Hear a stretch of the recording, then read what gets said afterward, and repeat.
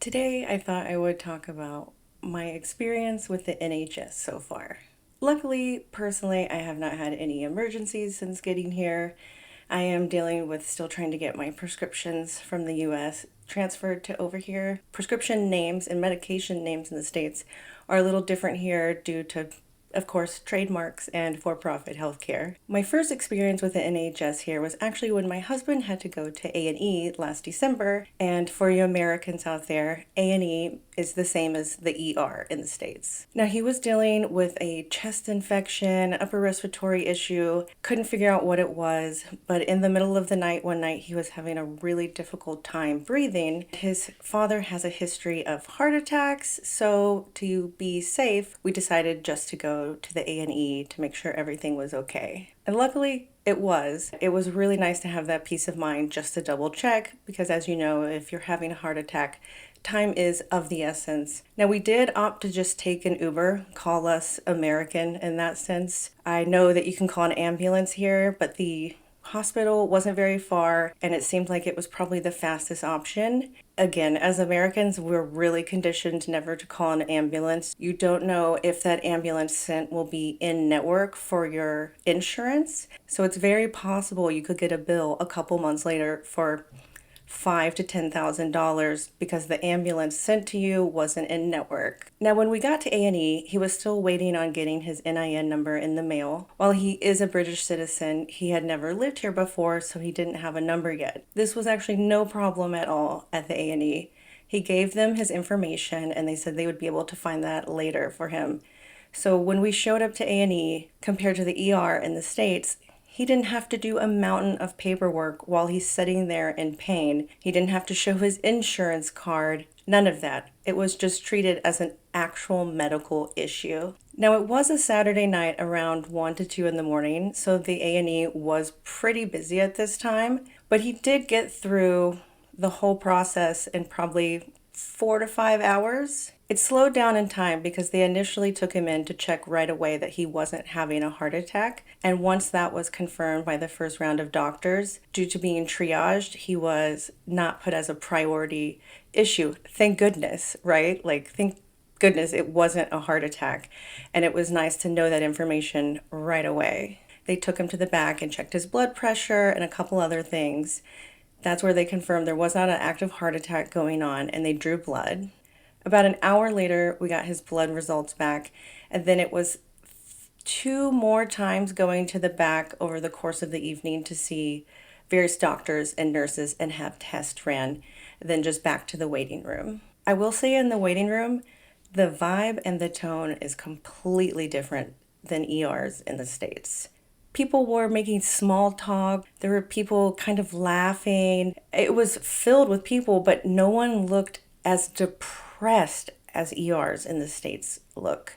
In the States, you also sit in the ER for hours. 8 to 10 hours for a non-emergency in the ER is not an exaggeration, especially depending on where you're at and the size of the hospital, the size of your city, where the next nearest hospital might be. All of these things affect your wait time. And yes, that is with crazy expensive insurance. Now, people in the ER in the States without insurance tend to be the ones that wait the longest, unfortunately. While that is not legally how it's supposed to go, we all know that's not necessarily going to affect what actually happens. So after a few rounds of tests, at the very end of it, around 5, 6 in the morning, the doctor came and spoke to him, and it turned out he had a chest infection. They were able to give him antibiotics right there. He didn't have to go to a pharmacy afterwards or a separate location to get his medications later. Didn't have to show an insurance card, nothing. He just got treatment and got to go home and rest and recover. Now, I got my NIN number a couple months ago. Luckily, I haven't really needed anything. I did make an appointment to go talk to my GP about how to get my medications switched over here from the States, which I will admit is going to be a whole process because of the way the two medical systems are set up differently and what doctors you see for certain steps to get those diagnoses, and they don't recognize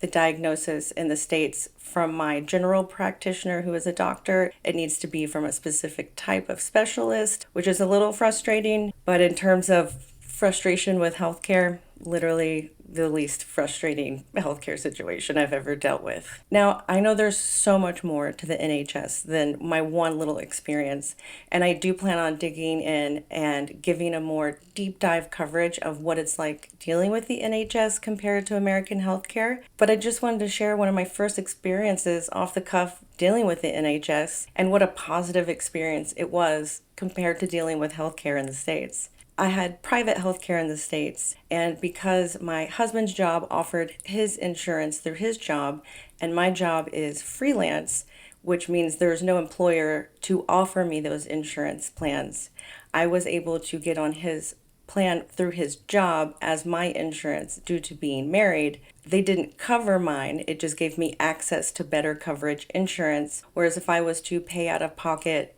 as a freelancer, the coverage I would get would be much lower at a higher premium.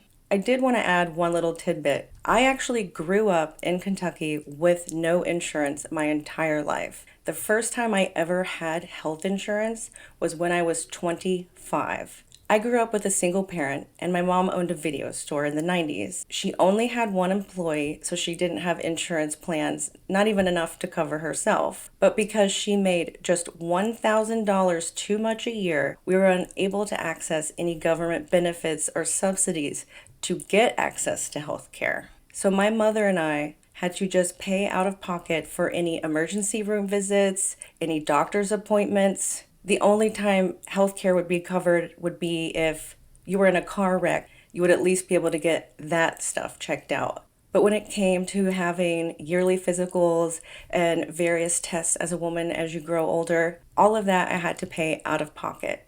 Now that experience isn't uncommon, especially when you're from poorer state in the South, which most of the states south of the Mason-Dixon line are. The healthcare access is terrible, if not non-existent. In my hometown, there were very limited number of general practitioners you could see, and the one that everyone went to with the best reputation literally had posters hung up that said, "He will not prescribe birth control or Viagra if you are not married." And then there was a lot of religious iconography all in the office. But in this small town, this was your only choice. Kentucky also has a very unique setup when it comes to liability for medical malpractice, which is a very low payout no matter how extreme the case is.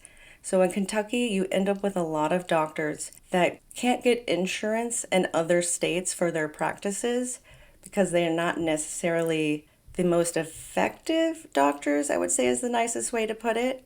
My hometown has one hospital, and basically every family in town has some horror story dealing with this hospital. Being over here and having access to universal health care, I don't even know how to mentally process it yet. The idea of just making an appointment on a phone app when I'm not feeling well, I'm gonna have to reprogram myself to actually be more proactive about my health, being more preparatory versus more reactionary to when I notice different things in my health. Now that I don't have to fear if I go to this doctor and then he recommends a specialist, and is that specialist in my network? And then when I go to that specialist, the test they run, the lab they send it to, is that lab in network?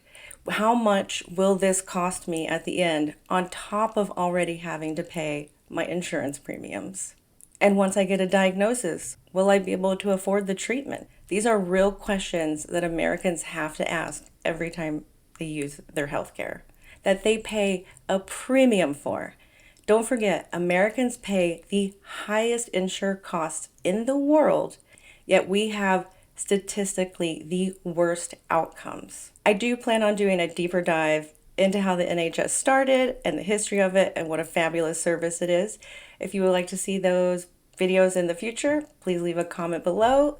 Let me know any questions you have about American healthcare. Are you curious how that works out?